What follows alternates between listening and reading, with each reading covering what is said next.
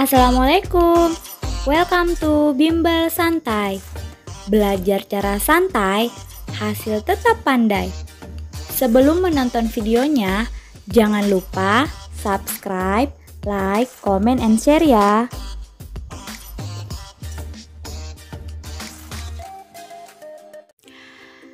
Hai teman-teman, jadi pada video kali ini saya akan sedikit membahas tentang Peraturan Menteri Pendayagunaan Aparatur Negara dan Reformasi Birokrasi Republik Indonesia nomor 27 tahun 2021 tentang pengadaan pegawai negeri sipil. Nah, jadi buat kalian yang mau tes CPNS tahun 2021 atau tahun ini, maka sebaiknya wajib membaca apa-apa saja ketentuan-ketentuan terbaru yang mungkin pada tahun ini ada, tapi pada tahun sebelumnya tidak ada. Ya, jadi yang pertama mungkin kita bahas tentang prinsip pengadaan CPNS ya. Nah, jadi di peraturan ini masih sama bahwa prinsipnya dia kompetitif, adil, objektif, transparan, bersih dari KKN dan tidak dipungut biaya. Sehingga jika ada yang menawarkan sesuatu yang berbau KKN, membayar dan lain sebagainya, maka diharapkan untuk dihindari ya. Nah, selanjutnya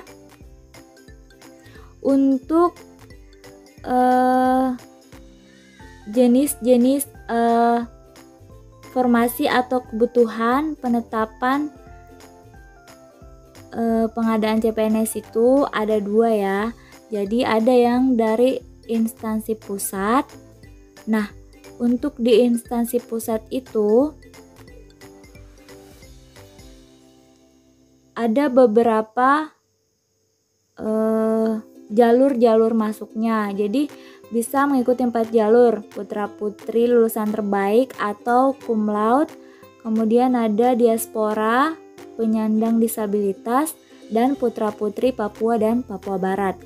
Sedangkan untuk di instansi daerah dia hanya 3 ya, cum laude, diaspora, dan penyandang disabilitas.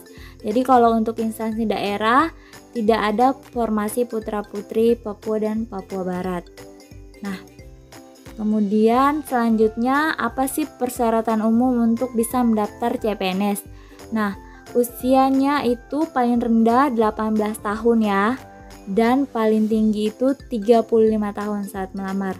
Jadi kalau misalkan kalian ada yang usianya sudah 18 tahun, sudah tamat SMA, sudah bisa melamar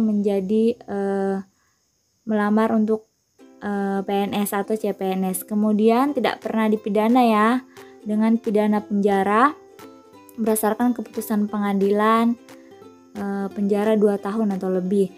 Kemudian tidak pernah diberhentikan dengan tidak hormat, baik atas permintaan sendiri, baik itu dari PNS, tentara, anggota polisi, bahkan dari pegawai swasta. Jadi tidak pernah diberhentikan tidak hormat. Kemudian tidak sedang berkedudukan sebagai CPNS, PNS maupun prajurit. Jadi kalau misalkan ada yang sekarang CPNS terus kayaknya tidak cocok, terus mau daftar lagi, itu tidak bisa ya teman-teman, karena pada saat kalian buat akun, nicknya itu terbaca sudah berstatus CPNS. Kemudian memiliki kualifikasi pendidikan yang sesuai. Jadi jangan sampai tidak sesuai ya, karena otomatis tidak lolos seleksi administrasi. Selanjutnya sehat jasmani rohani, sesuai persyaratan yang dilamar dan bersedia ditempatkan di seluruh wilayah NKRI. Dan yang terakhir, persyaratan lainnya itu ditetapkan oleh panitia. Nah, selanjutnya pelamar dengan kualifikasi pendidikan SMA atau sederajat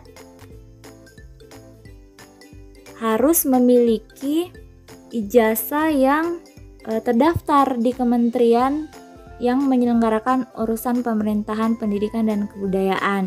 Jadi kalau sekolahnya swasta terus tidak terdaftar, maka itu tidak bisa ijazahnya dipakai untuk melamar.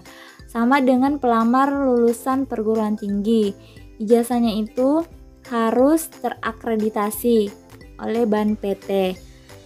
Jadi kalau misalkan ijazahnya dari kampus yang belum terakreditasi, maka tetap tidak bisa melamar sebagai CPNS karena akan tidak lolos berkas.